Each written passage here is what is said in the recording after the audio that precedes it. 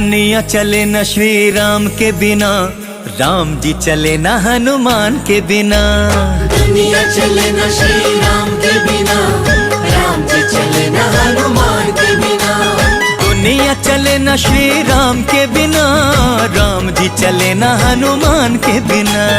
दुनिया चले न श्री राम के बिना, राम जी चले न हनुमान के बिना।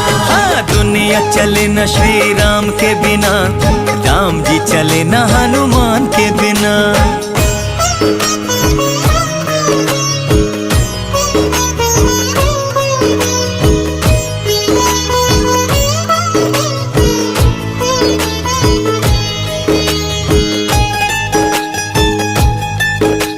जब से रामायण पढ़ ली है, एक बात मैंने समझ ली है।